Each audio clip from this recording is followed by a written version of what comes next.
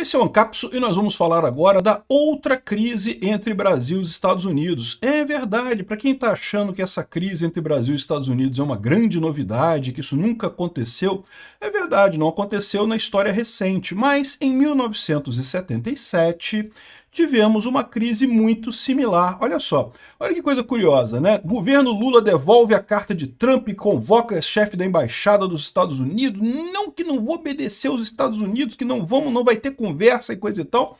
Olha isso daqui, ó.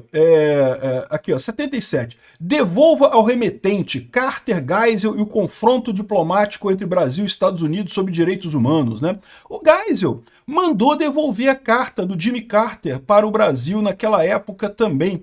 Olha que coisa curiosa, a mesma situação, tanto o Trump hoje quanto o Carter lá em 77, reclamando dos direitos humanos do Brasil, da censura, da perseguição de presos políticos, da perseguição política aqui no Brasil. A mesma história entre 77 e agora. E a gente tem algumas lições interessantes sobre o que aconteceu naquela época, e só para dar uma dica, 77 foi quando aconteceu isso daqui, em 79 foi assinada a lei da anistia e acabou basicamente a ditadura, né? O governo Figueiredo ainda foi até 85, mas já foi no ritmo de acabar de desmontar todo o processo, ou seja, foi o fim da ditadura lá aqui no Brasil. Essa notícia foi sugerida por Tigresa VIP e o Anão Pistolinha, Ayatollah Libertário e várias outras pessoas. Obrigado aí ao pessoal que sugeriu notícias lá no nosso site, no visãolibertaria.com, e obrigado a você que está assistindo o nosso vídeo. Se você gosta do nosso conteúdo, por favor, deixe o seu like e se inscreva aqui no canal, né? Então, é o que eu falo para vocês, existe muita similaridade entre o que está acontecendo agora e a ditadura militar brasileira de 64. Eu já falei para vocês, é a mesma coisa praticamente, é a mesma história sendo escrita de novo. Em 64, inventaram que os comunistas iam dar um golpe aqui no Brasil, e de novo, é a mesma coisa. Havia gente que queria dar golpe entre os comunistas no Brasil? Havia gente que queria dar golpe. Eu não tenho dúvida nenhuma que tinha muita gente que queria dar golpe. Mas não tinha nenhuma condição desse golpe fazer. Só que aí, para garantir a normalidade democrática, preservar as instituições, os milicos foram lá e deram o golpe antes, né? Foi o golpe de 64. Aí agora, a situação é a mesma, né? Disseram que ia ter o golpe do Bolsonaro. Não porque Bolsonaro ia fazer um golpe, porque Bolsonaro é perigoso, vai fazer golpe, não sei o que lá. Aí foram lá e deram o golpe antes. Agora é a mesma situação. Lá naquela época, né? Começaram com censura, com proibição de coisa, com perseguição contra a oposição e coisa e tal, prisões, adoidado, prendendo um monte de gente. A mesma coisa que a gente está vendo acontecer aqui agora. Censura pra caramba, um monte de gente sendo calada, um monte de gente sem poder falar na internet, um monte de gente sendo perseguida, processos absurdos, sem nenhuma lógica dentro do devido processo legal. A mesma coisa aqui na ditadura. A Rede Globo, em 64, ficou do lado dos militares, a democracia voltou ao Brasil. Meu amigo, a Rede Globo estava do lado dos milicos. E de novo a democracia, agora a Rede Globo de novo fala que o STF está, entre aspas, salvando a, entre aspas, democracia no Brasil, né? É a mesma, isso é praticamente repetindo de novo o mesmo ciclo agora. E tem várias outras semelhanças nessa história toda, né? É o que eu falo, tem muita gente que acha que os milicos eram de direita. Não, porque milico de direita... Cara, eu sou libertário. O que eu vi que os milicos fizeram aqui no Brasil foi tudo de esquerda. Não tinha nada de direita ali. Ai, mas moral e bom costume. Costume é outra história. Costume não, o Estado não devia se meter em costume. A questão econômica, o Estado fez tudo errado, tudo de esquerda. Os milicos fizeram basicamente o mesmo que o Jango vinha fazendo. Esse é o fato, né? E, ou seja, não é à toa que tem um monte de semelhanças entre os programas econômicos do Lula e dos milicos. É a mesma coisa essa porcaria. E no final das contas, é a mesma história. Estamos revivendo de novo o golpe de 64, agora, dessa vez dado em nome da esquerda, em nome do comunismo, em nome do socialismo, botando um comunista no poder e coisa e tal. Enfim, como eu falei para vocês, isso vai dar errado, sempre vai dar errado, não tem jeito, a ditadura não vai ter muito tempo, não vai durar por muito tempo, mas eu temo que ela dure os 20 anos que durou a ditadura militar, né? Foi terrível, 20 anos foi um período muito ruim da história brasileira. Não tenho ilusões. Muita gente fala assim, ah não, mas eu não sofri nada, eu andava na praia e não tinha nada na época da ditadura militar. É porque você não era de oposição, meu amigo. Igual hoje também, tem gente aí que não é de oposição, que tá achando, ai, que ditadura, não tô vendo ditadura nenhuma, normalidade, normalidade. Por que estão falando isso? Porque não são de oposição. Nós que somos de oposição, nós que fazemos oposição, a gente tá sentindo. A gente tá vendo um monte de gente sendo exilada, a gente tá vendo um monte de gente sendo presa. Isso aconteceu com os milicos em 64 também. Não foi bom. Esquece o período militar, foi ruim para o Brasil. E como está sendo ruim agora o governo Lula do mesmo jeito, né? E aí, olha que coisa curiosa, né? Em determinado momento, o governo americano decidiu intervir aqui no Brasil. O Jimmy Carter, que é de esquerda lá, e que, portanto, era contrário a todas as ditaduras aqui na América Latina, que haviam naquela época várias ditaduras, ainda não era só no Brasil, era na Argentina, era no Chile, em vários países aqui, né? Praticamente toda a América Latina teve golpe militar naquela época. E daí, o Jimmy Carter decidiu mandar uma carta pedindo respeito aos direitos humanos e ameaçando retaliar o Brasil com uma série de medidas caso o Geisel, que era o presidente da época, não tomasse precauções com relação aos direitos humanos. E aí, adivinha o que aconteceu? Está descrito, muito bem descrito nesse artigo aqui, do João Roriz e do Felipe Loureiro, que um é da Universidade Federal de Goiás, outro da Universidade de São Paulo, e que ele analisam esse período da história brasileira em que houve essa briga do Jimmy Carter contra os milicos aqui no Brasil, contra o Geisel, né? E qual que foi a acusação do Geisel contra o Brasil? Está havendo tortura de prisioneiros políticos, está havendo censura, e está havendo desrespeito e perseguição política dentro do Brasil, e ele queria que isso parasse para manter a normalidade das relações entre Brasil e Estados Unidos. Ameaçaram tarifas, ameaçaram um monte de coisa na época. É diferente do Trump, o Trump hoje ele já impôs a tarifa imediatamente. O Jimmy Carter não. Ele ameaçou tirar a cooperação econômica e militar que havia com o Brasil. Os Estados Unidos, naquela época, tinha uma cooperação com o Brasil em que todas as armas brasileiras, o Brasil podia comprar qualquer arma americana. Isso foi muito bom para o Brasil. O Brasil podia ter tinha uma força armada muito poderosa naquela época, justamente porque podia comprar o de mais moderno que tinha no arsenal americano a preços camaradas e coisa e tal, porque era interesse dos Estados Unidos manter a América do Sul, né, bem protegida e coisa e tal. Naquela época estávamos na Guerra Fria, né?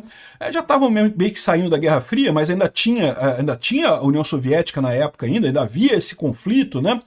Um outro ponto que foi contencioso nisso daqui foi em questão do acordo nuclear entre o Brasil e a Alemanha Ocidental, né? Para quem não sabe, a construção de Angra 1 foi feita com um acordo entre o Brasil. O Brasil tentou de várias formas. O Brasil tentou ter bomba atômica na década de 70. Não sei se vocês lembram disso. O Brasil chegou a fazer pesquisas para ter uma bomba atômica na década de 70, mas o que aconteceu com a pressão do pessoal americano, né? De novo, o interessante é isso, né? As situações eram um pouco diferentes, porque de fato o mundo mudou de lá para cá, não temos mais a ameaça da União Soviética, mas, de novo, a gente tem a ameaça da Rússia, China, que não é muito diferente, né? Se você parar para pensar, é basicamente os mesmos atores, só com uma roupagem um pouco diferente hoje em dia. E é basicamente a mesma coisa. Os Estados Unidos tinham uma relação muito forte com o Brasil para evitar que o Brasil caísse nas mãos da Rússia e da China, da União Soviética na época, e hoje também, da mesma forma, é a mesma situação que a gente está vivendo aqui. E, de novo, naquela época, um ponto importante do Carter, né, dessa cartinha que o Carter mandou para o Geisel, foi justamente pedindo o respeito aos direitos humanos, pedindo que ele implementasse medidas para respeitar os direitos humanos no Brasil, para não perseguir ninguém, para parar de condenar opositores aleatoriamente, coisa e tal. Uma coisa curiosa dessa história é que é bom lembrar que o Geisel já era dos mais leves, digamos assim, generais da ditadura, tá? Haviam generais... É um erro que muita gente comete de achar que toda a ditadura militar foi a mesma coisa. Não foi. Castelo Branco, no início, era moderado. Assim, lógico, é uma ditadura, mas era uma ditadura moderada, não perseguia muita gente.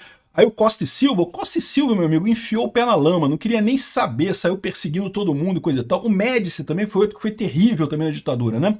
O Geisel já era dos mais leves, e aí ele ficou todo chateado, porque ele que estava sendo mais leve, que estava tentando coisa, e tomou um pito americano, e aí ele veio com a mesma história do Lula. Não, porque temos que defender a soberania brasileira, porque a soberania brasileira não interessa se a gente está errado, a gente tem o direito de enfiar o pé na lama, temos o direito de bater com a cabeça na parede, temos o direito de fazer merda, se o nosso povo se ferrar completamente, não está nem aí, é a nossa soberania, temos o direito à soberania. E naquela época, tal como acontece agora, muita gente embarcou nisso, né? Não porque porque soberania, porque temos que acreditar na soberania do Brasil e não sei o que lá. Bom, o que aconteceu nessa história toda? Qual foi o final dessa coisa aqui? Ó? Tá aqui, ó, tem algumas reportagens recentes, que como o Jimmy Carter morreu recentemente, né? O Jimmy Carter morreu ano passado, né? Morreu com 100 anos de idade, ele, né? Ele é um presidente considerado ruim na história americana, né? Ele não foi reeleito e ninguém gosta dele lá nos Estados Unidos, né? O Trump, inclusive, não gosta do Jimmy Carter, brigou muito com o Jimmy Carter, mas tá aqui, ó, Jimmy Carter do lado do Geisel, justamente nessa visita que ele fez aqui. E quando o Jimmy Carter mandou essa cartinha pedindo respeito aos direitos humanos para o Brasil, o Geisel mandou devolver a cartinha, devolva o remetente. Não aceita essa cartinha. Fez igualzinho o Lula aqui, ó. Governo Lula devolve a carta de Trump e convoca chefe da embaixada dos Estados Unidos. Lula devolveu a cartinha também, deu uma de Geisel. Mesma coisa. Não tem quase diferença nenhuma entre Lula e os milicos. A verdade é essa. É o mesmo pensamento, a mesma ideia tosca, o mesmo desconhecimento de economia, a mesma política de expansão monetária absurda. Mas, bom, até aqui eu falei para vocês a parte ruim da coisa, né? Agora tem a parte boa. O que aconteceu no final das contas? Sim, o Brasil bateu no peito, não que somos soberanos e soberania e não vamos mudar, não vamos nos curvar aos Estados Unidos. Aí o que aconteceu? O Brasil tomou no cu, porque acabou perdendo a ajuda americana, perdendo a ajuda militar e a ajuda econômica americana, então fudeu mais um pouco, foi mais um capítulo do aumento da inflação e coisa e tal. Muito da explosão da dívida externa e do aumento da inflação se deve a esse efeito, ao fato do governo brasileiro ter brigado com o governo americano naquela época, né, ter se tornado hostil ao governo americano naquela época. Até hoje, a gente paga caro pela dívida externa daquela época, está causada pela lambança que o Geisel fez de bater no peito. Nacionalismo, soberania e não sei o que lá. Olha só, eu acho o seguinte, se os Estados Unidos estivessem pedindo uma coisa absurda para o Brasil, é lógico que o Brasil tinha que bater no peito e dizer soberania mesmo. O problema é que não tá. Naquela época eles tinham razão, havia perseguição a presos políticos no Brasil. E agora, aí estão certos também. Esse processo contra o Bolsonaro é um absurdo, é totalmente fora do devido processo legal. Tu pode gostar do Bolsonaro, pode não gostar do Bolsonaro, mas você tem que reconhecer que esse processo é totalmente contra o devido processo legal. Só pela velocidade que eles estão fazendo as coisas, quão rápido que é isso, a toque de caixa para evitar que o Bolsonaro ajude alguém na eleição de 2026, ou seja, eles querem muito, muito acabar com o bolsonarismo. Não tem outra explicação para isso, não tem, eles estão realmente perseguindo a oposição.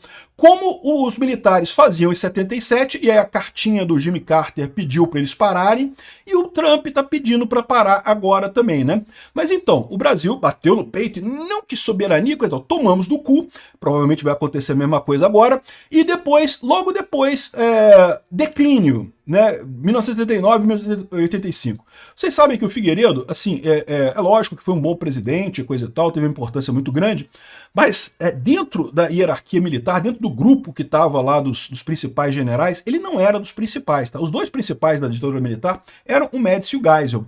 Ele foi escolhido justamente porque nenhum dos líderes queria passar o poder para os civis.